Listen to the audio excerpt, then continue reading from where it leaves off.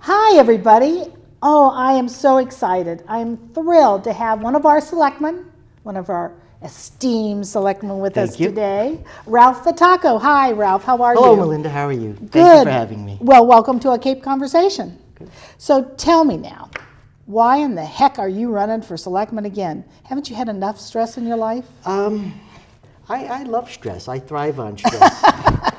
I'm sure your wife loves that Oh one. yeah, it was funny. She's always the first person I ask if Yeah. I'm going to run for Right. selectman. And actually, I made that decision in November, and I told her I think I want to run again. She goes, "I'm not surprised." Yeah. And she's not surprised because I've always had a desire to give back to the community. And since I've been a selectman, I've learned a lot on how the town runs. And we have some things coming up which I feel that I can still be a positive contribution to the town. The big thing coming up is we have had our budget process. We make assumptions in June, then we meet with both the town and the school in December, and then we wrap up the process in March. And sometimes that's a bumpy ride. So I brought up in our long range plan, let's begin to smooth that ride out. So instead of just making the normal assumptions we do in June that we're going to try to keep it under the 2.5, let's have a conversation between the town and the school department. Let's look at the services we provide, what the costs are, and what the overall needs of the town and the towns are. We have to present a budget that's first and foremost respectful to the taxpayer. But also we have to provide a quality education for our students. I've been very lucky. Both my children went through the Sandwich school system. As did mine, and Yeah. they're all successful. Thank you. I hear you. I think it's a great school system. Yeah. But we also we have some capital needs in the town. So I want to start a real conversation with the school department and the town to say, what do we need? Are the services that which we are providing, in the school or the town, is it worth it? Are we paying the right price for it? Can we shift some of that funds from the school to the town or the town to the school? So let's have a more effective budget process. Right. Because a lot of times, as we go through it, we could give the impression that the school is some sort of cash cow. And that is a very poor attitude to have, because what happens then, we think we could take so much money from the school, and then the parents get nervous, the students get nervous, the school teachers get nervous. Right. So what happens, people start leaving the school because there are a lot of choices, as we know, on the Cape. Right. Unlike other government services, as I like to say, education has become more fungible with charter schools and the other choices that the kids have. And who winds up paying for that? Well, we all pay. Exactly. We all pay for it, We all and then pay. our school choice bill goes up. Right. So what we thought was savings is now a cost. to Well, us. I never could understand, and I came from the Midwest a long time ago. Yeah. But in the Midwest, everything was kind of bunched together. I mean, you had a school board, Yep. right? And they had obviously a budget and everything, but they all worked under the parameter of either they didn't have selectmen there; they had Right. town councilors and mayors Yeah. and what have you. Or if it was the county, it was in the county. There were board Right. of county people, but it was always all together. Right. It wasn't. And I came here, and Yeah. it was like the town's going this way, and the school committee's Yeah. going this way, and then they collide, Yeah. and everybody gets upset, and it's a big hoo-ha. Yeah, and it it- seems silly to me. No, I hear you, Melinda. It is, for all intents and purposes, one budget. Right. Well, Well, I would think. But I mean, there's only one pot. there is only one. And I only have pot. one pocket you can pick, so. I know. But there is only one budget, and then the school presents a case. How much of that big pie do we give to the school? Right. Does the school require? You know, Right. so that's what we're looking. That's Right. what we're looking Excellent. to affect. Right. To make sure that you know that the amount they're getting is enough to provide that quality education. Because it's not unprecedented. A few years ago, Dr. Canfield, you know, we had a conversation with Dr. Canfield, and he saw because of declining enrollments that, you know, maybe it was time to shut the school, the wing Right, school. right, which is what we And you know, they consolidated. It was a good plan. They moved forward, and as a result of those savings, you know, we were able to hire 4 firefighters, a police detective, and our communications area. So, you know, it's worth a conversation. It's worth a real conversation to look at, you know, the services we provide on both ends. Are they services that are still needed? Are they somehow antiquated services that we provide just because it's a habit and tradition? Right. You know, so you know, we have to bring the town and the school together because, quite honestly, you know, the people who work on the town budget are not experts at education. The people on education are not experts at the town. So we have to, you know, talk to one another. You know, as a selectman, you know, I don't know what you know, what they need to fund, you know, advanced placement Well, you know what courses. the contracts are, though. Well, with I know what the teachers. contract. Yes, I mean, know what the obviously that's contracts a are. huge Right. portion is contracts with teachers. Right. The number of days they have to go to school, that's costs you money. Every day costs you money Right. per student. Right. So those numbers are pretty well Those set. those numbers are pretty well You know, set. I But- know that you know there's certainly has been talk about, you know, shortening or Right. elongating the school day, Right. elongating the school day, Yeah. and then also maybe starting earlier so that they can get out earlier Right. because of snow, and cutting back a vacation, one of the vacations, Yeah. so that I'll- and that'll, you know, I don't know whether Yeah. would that cost money or would that not cost us more money because it's all contractual with the teachers. Right. A lot of the conversation, I think, initially will revolve around the funds which the school gets, I you see. know, and how they How they're apply using it. those Yeah, how they apply yeah. those funds. Sure. And can the town, you know, if they have that pot of money, can the town back off and reapply the funds not to the school but to other, Sure. you know, Yep. needed capital needs. So, okay, so how many people are there currently in the town of Sandwich? How many residents do we have? I Is would it 21,000? approximately 21,000. That's what I thought Yeah. it was after the Yeah. last sentence. Yeah. Or the last sentence. Last census. census. Right. Last census. Yeah. 21,000. So, how do you figure out what is necessary for, like, the number of police and fire you need? I mean, is it one police officer for every 1,000 people, or is it one? I mean, how do you figure that out? Right. That's a good question, and a lot of it is determined by crime statistics, by call statistics. I see. It's not necessarily, you know, one police officer per 1,000. It Okay. depends on the activity I see. in the neighborhood. And I should know this because many years ago that was my job in the New York City Police Department. Is that right? Yeah. Is that right? I didn't worked know for that. the Office of Management and Analysis my and gosh. Planning, Uh-oh. and we did. Now, see, I force did not needs. know. See, Yeah. so that's something I didn't know. Yeah. So, do you get involved in that at all when No. the police officer, when the police Yeah. chief comes and says, "Hey, I want to buy, you know, something or hire more police officers"? Do you say, "Wait a minute here, do we really need all these people?" Well, you know something, it gives me the opportunity to ask the the questions questions. because I understand what's going on. Sure.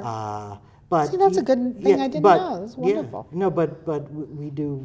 You know, we have an extremely professional police chief and fire Oh, no, chief. no, no. And no, I'm not saying we no, don't. and I'm I just- know, and I'm not. I'm just wondering, how do you Yeah. figure that out? Yeah. So yeah, they're all calculations that you could use, and then we I mean, I have. Of course, here, conversations I know with they them. have tasers, and I'm sure Yeah. they tase a lot of old people, because that's what's mostly in Sandwich. Well, it was funny. I was at a discussion on that last week, and I think they can't tase you if you're over 70. Well, I'm not that old yet, So just, you know what, my I feel advice, so my much advice, safer now. There you go. My advice to you is don't do anything that would require you to get tased. So just There we go. They can't stay taste. calm and Have they carry on. tased anybody in Sandwich? I'd be curious to know. Yeah, I don't Oh, know. well, I'll have to ask them. Yeah. I'm going to talk to them soon, so I'm Yeah, going to so ask you them. could- so you How could many ask people them. have you tased? And I'm sure they know those statistics I'm sure they right probably at do. their fingertips. So obviously your bent is the financial end of things. I think every selectman has, every selectman is concerned obviously with the finances of the town, don't misunderstand, but it seems like that's your priority is Well, that. it's, I mean, you develop priorities and you grow into other priorities. Sure. And one thing which I'm extremely proud of when I first became selectman, and I continue to be involved in, is the Sandwich Substance Abuse Prevention Right. Committee.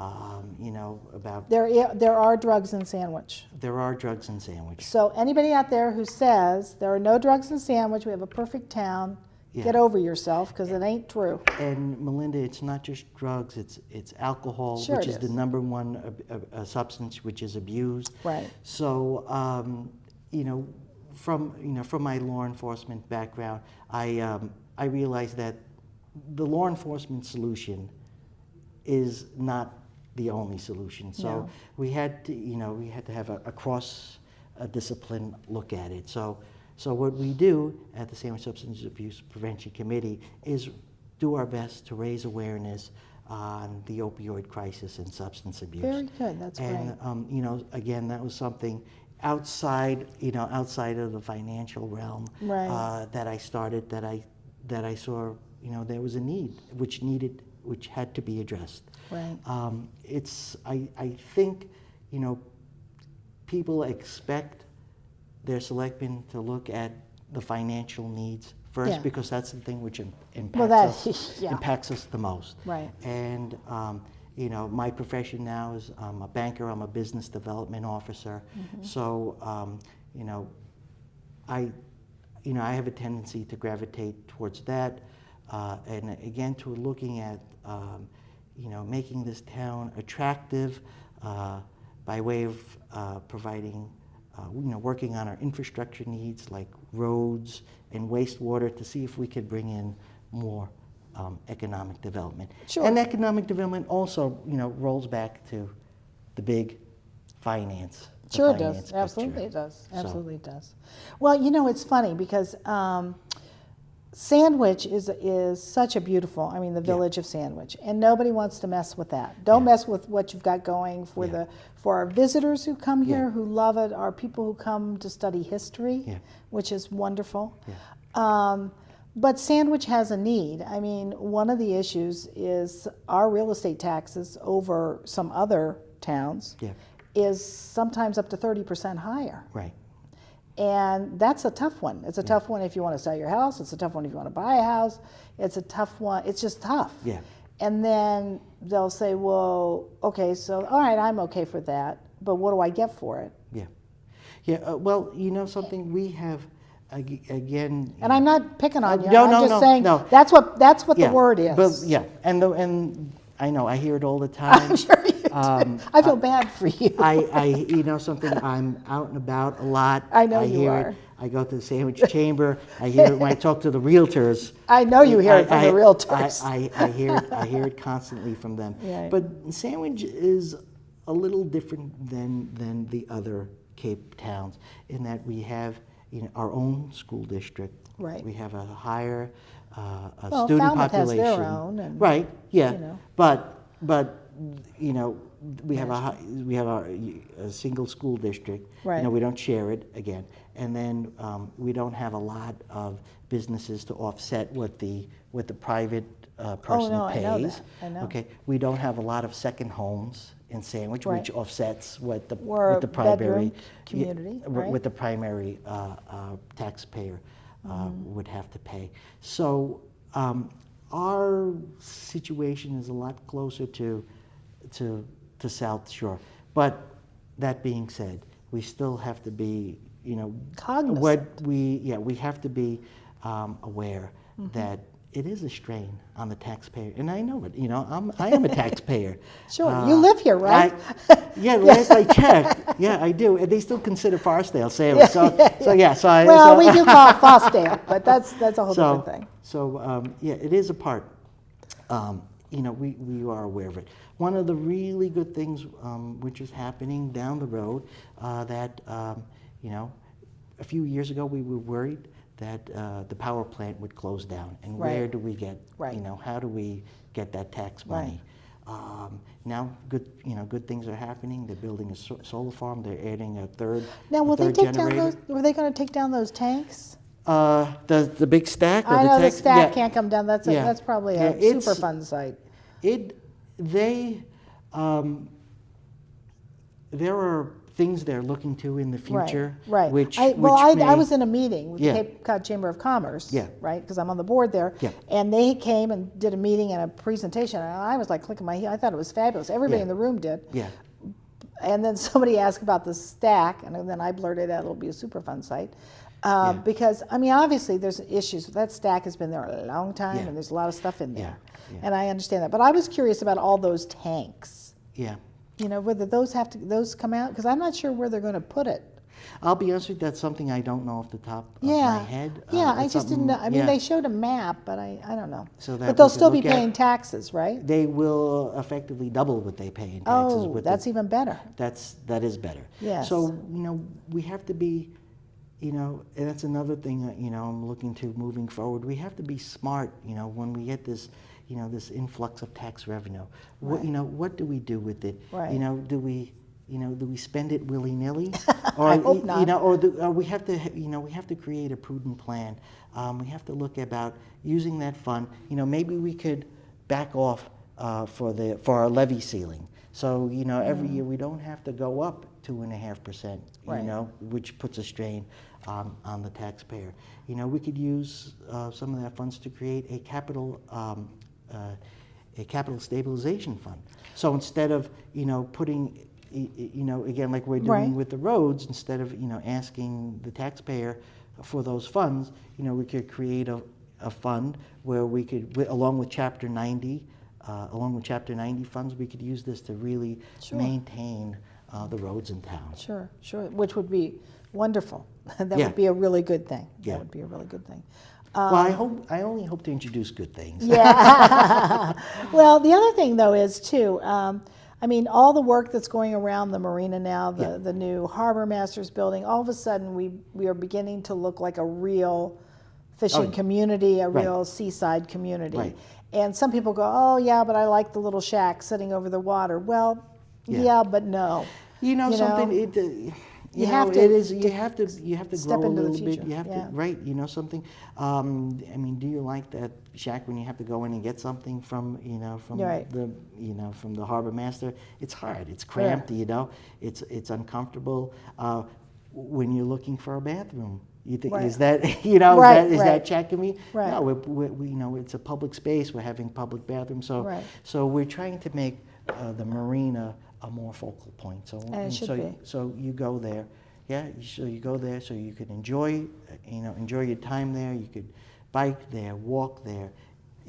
Obviously you have an opportunity to eat there. So there's a lot happening. Which is a wonderful thing for the community, because then the more the revenue that stays in town. Absolutely.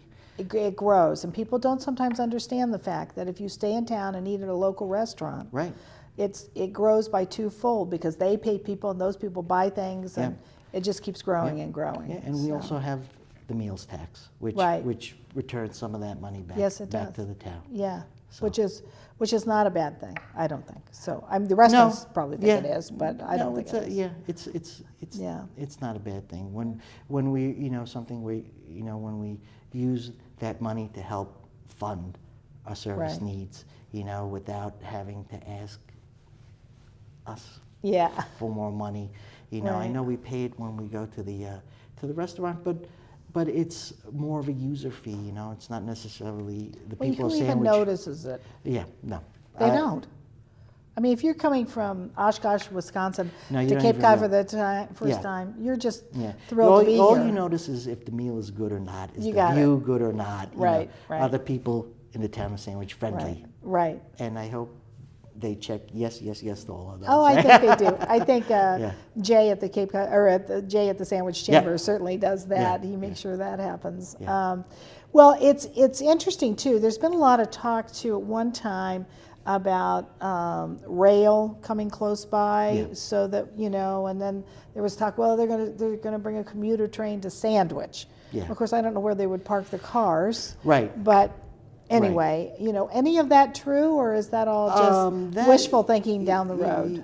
Something that's wishful thinking down the road. Yeah. That's sort of, I don't even know if that's even in the exploratory stages anymore. Yeah. Something, the third crossing has probably taken Mass DOT's more of their attention. Which I think it has. More of their attention than Sure. than Sure. that. I believe they're looking to extend the spur to Bourne, not Crossing the not railroad crossing the bridge. Yeah. Right. So- Right. That's so- excellent. So what do you want to do? What do you, I mean, I know you say this is, you have Yeah. a focal point, but what would you like to see? I know there are problems facing the town, everything from our beaches Yeah. to having not access, but public restrooms on the beach, which could be a big income for us, Right.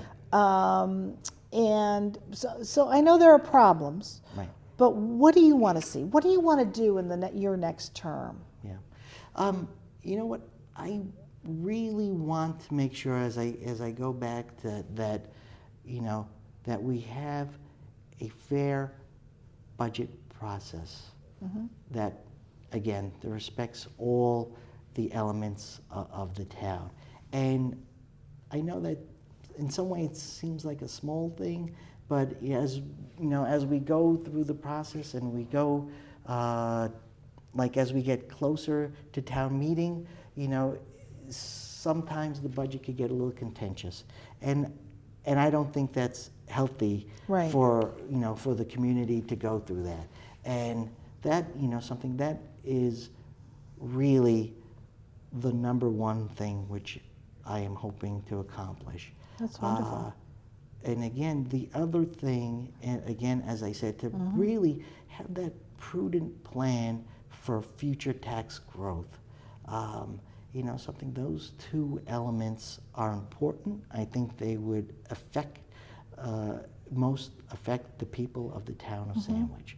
And I think that's, what we have control over the most as selectmen. Do we have a master plan of the town, like where we want growth to be and all of that?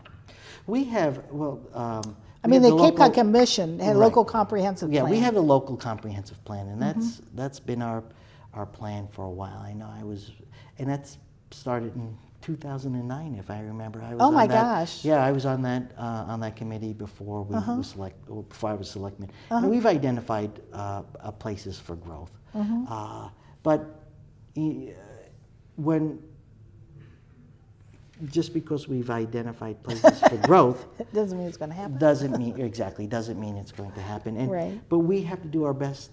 If that's what we want, Uh-huh. we have to do our best to make it happen. We have to work on infrastructure, on our Right. infrastructure needs like roads and wastewater. Right. We have to make sure we have the proper zoning in place. Right. And something, we have to make sure we have a developer out Right. there who wants to do it, because A reputable, a reputable who's got developer.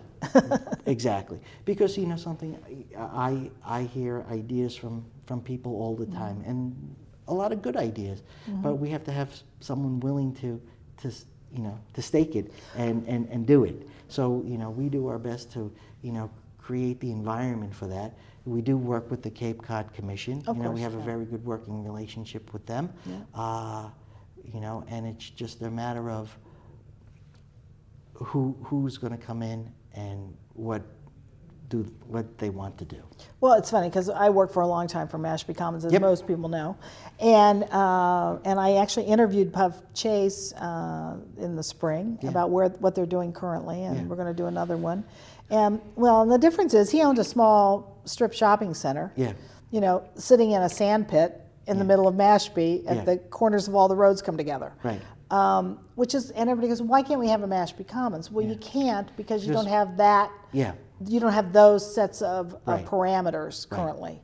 You know, you can have some, Yeah. certainly the industrial park and areas can be, And but the thing is, Melinda, we can't have a Mashpee Commons because we there's already have already a Mashpee there's Commons. already a Mashpee Commons. Absolutely. So we have to find And- something that Right, that works for here. That works for here, that will draw people here, and then Right. you know something. There's nothing wrong with having a symbiotic relationship between Mashpee Commons and Oh, and something there here would in be. Sandwich. I'm sure You there know, would so be. Right. so we have to work.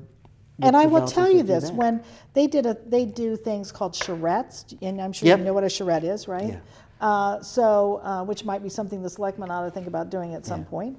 But they do he does these charrettes, and one of the things he did was get ancient maps of Sandwich and what Sandwich used to be. Yeah. At the turn of the century and at the turn of the century before, so between Yeah. the 17th and 1800s, and then the 1800s and the 1900s. And there was a thriving commerce area in Right. the village of Sandwich, and it was very thriving. It was Right. There were well-to-do people and, Right. and all of that, and Right. there are a lot of circumstances of why Right, that and, happened. and then you realize that Sandwich wasn't always this bucolic town. It was No. it was an industry town. It was an industry town. So it was kind of interesting to me Yeah. as somebody who lives in Sandwich Yeah. to look at this, and he said, "Oh no, it was perfect. You know, people living above, Yeah. working below the, Yeah. and having the little store or the blacksmith shop Yeah. connected, Yeah. and he was using that as his Yeah. template, Yeah. let's say. yeah.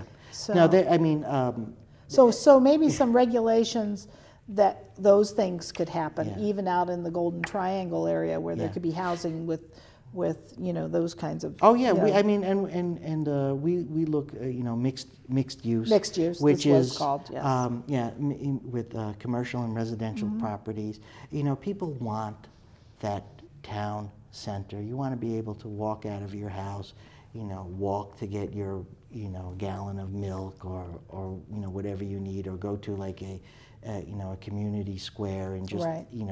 enjoy your, communal time with Right, your right, neighbors. right, sure. That's definitely a larger issue. America was that. Then then the automobile came along and we shifted, and then We wrapped suburbia ourselves and in our sprawl cars. happened, and now We all wanna come back. Yeah, and now we all want to come Yeah. back. Yeah, I kind of like that sort of city center idea. It's what I grew up in. Sure. So I Well- appreciate that. Well, you tell me now. So, Yeah. you weren't born and raised in Sandwich. And can you tell by the way I say coffee and scallop? Yeah, maybe. Yeah. Yeah.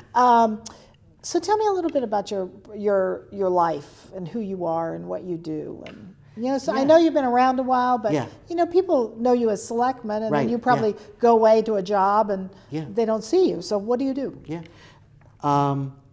Well, right now I work for the Cooperative Bank of Cape Cod. Oh. I'm a business development officer. Excellent. I've been working for them pretty much since I moved to the Cape about 14 years ago. Wow. I started off there as their... Is that Joel? That's Joel's bank. That's Joel's bank. You're absolutely right.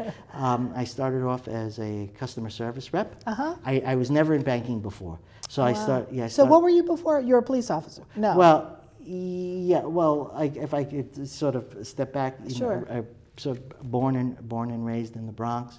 I started off my career as a New York City police officer. I worked my way to work at police headquarters. I worked for the Office of Management, Analysis, and Planning, and there that was a really exciting time. That's when Commissioner Bratton's first go around in the NYPD. Yeah. We were working on crime reduction strategies. Wow. So it was